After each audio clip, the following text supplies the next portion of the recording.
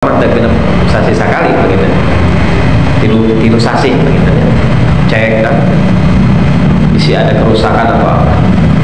Maka orang pun sama ya, secara jasmani harus dirawat, sering dirawat ya, makan dan minum secara jasmani, istirahat, terus harus digerakkan ya.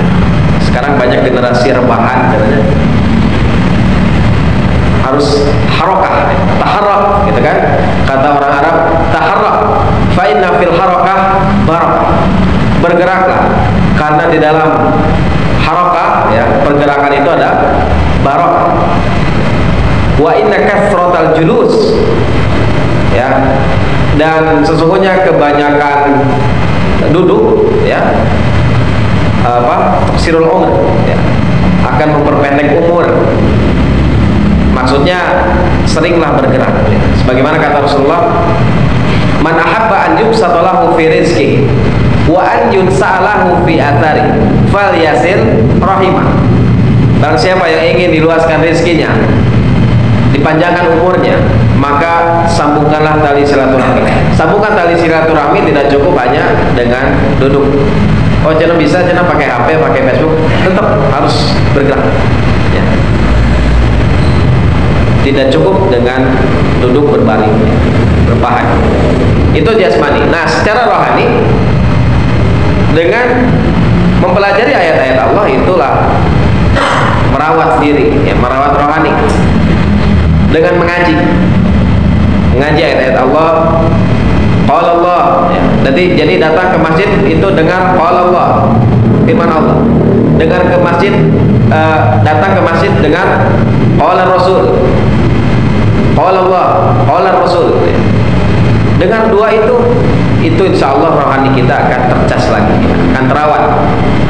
Qala Allah, qala Rasul, qala Allah, qala Rasul. Kemudian ada untayan mungkin dari perkataan orang-orang soleh, dari perkataan ulama ya, yang memang ya tidak sama dengan Quran dan hadis dalam levelnya, cuman kita bisa ambil faidah. Nah, surat An-Naba ini ya menerangkan tentang keimanan kepada hari akhir. Ayat pertama kata Allah, amma yatasa'alu, tentang apa mereka saling bertanya-tanya. Jadi orang kafir ketika diberi kabar bahwa di dunia ini mereka tidak akan selamanya, mereka akan dibangkitkan lagi, maka mereka bertanya-tanya. Benar gitu? Intinya saling berdiskusi di sana. Maka terbagilah mereka kepada dua golongan. Ada golongan yang beriman, ada golongan yang ingkar, kafir. Ada juga golongan yang meragukan dulu, sebagaimana para sahabat kan dulu tidak langsung masuk Islam.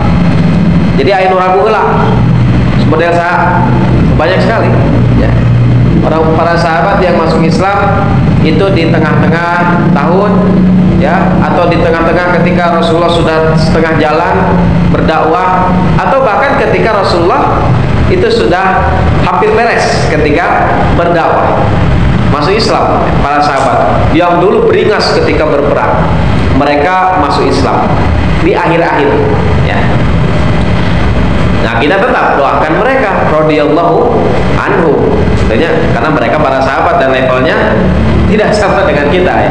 Seperti halnya Abu Sufyan ya masuk Islam terakhir Fatu Mekah, seperti Hindu, Wahsy, tapi mereka menebus kesalahan mereka itu dengan berjihad di jalan Allah Subhanahu wa taala. Ya, tidak mudah untuk berjihad di jalan Allah.